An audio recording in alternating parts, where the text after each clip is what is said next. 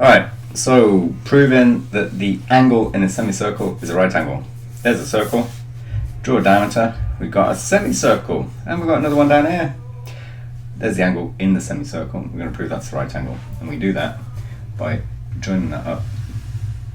And because this is radius, that is radius, and this is radius, then we've got this length is the same as that length, which is the same as this length, and we've just created isosceles triangles, two of them, this one here and this one here. So I'm going to label my angle A, and that will be the same. I'm going to call this one P. Let's call that one B, shall we? And that's also B, and then I'm going to call that one Q. How's that? So we know quite a few things here. We know that 2A plus a P is equal to 180, because angles in a triangle add up to 180. We also know that 2B plus a Q is another 180, because angles in a triangle add up to 180. We know that P plus Q is another 180, because angles on a straight line sum to 180.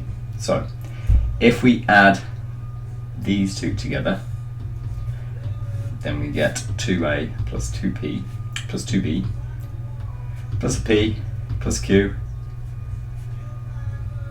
is equal to 180 plus 180, and that's equal to 360.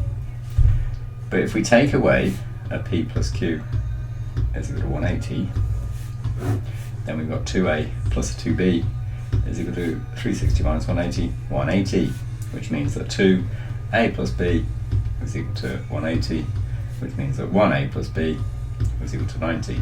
And we've proved it, because A angles and B angles and P and Q angles can be anything that we like, as long as we've got this shape.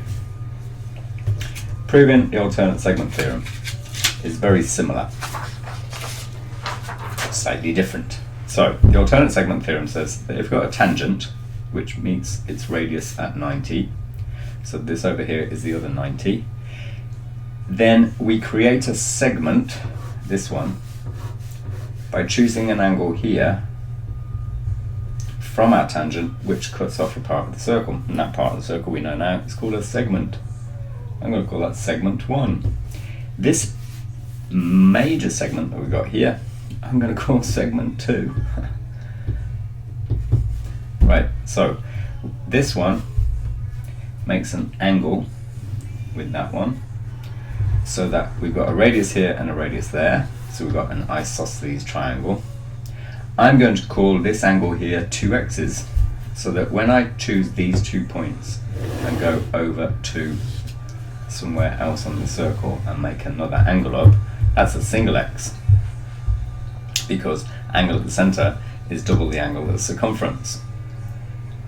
And then I'm going to say, because this is a isosceles triangle, these 2 angles are the same, and we can work out what they are, because they're both 180 minus 2 x's divided by 2. They're both the same, and when we add these 180 minus 2 x's, and we've got 2 of them, then we've got 180 minus 2x, which is what they add up to, plus the 2x makes 180. But 180 divided by 2 is 90, and minus 2x divided by 2 is x. And this 180 minus 2x divided by 2, not x, 180 divided by 2 is 90, and minus 2x divided by 2 is minus x. So these both these angles here and here are 90 minus x, but a tangent meets its radius, a tangent radius at 90. So this angle here must add up to 90. If that one's 90 minus x, this one here is going to be x. So the angle that we started with to make that segment is the same as the angle that we make from these 2 points, where the line that we made hits the circle again from the point that we started with, which is where tangent meets the circle and its radius. And then that angle that we make to cut off this segment is the same as the angle we draw over there. And by another theorem, it says that it doesn't matter where we put that x, angles in the same segment are equal.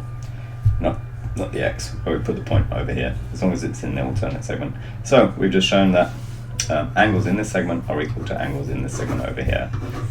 And it doesn't matter where we put that point, we're always going to get an x, of course. There you go.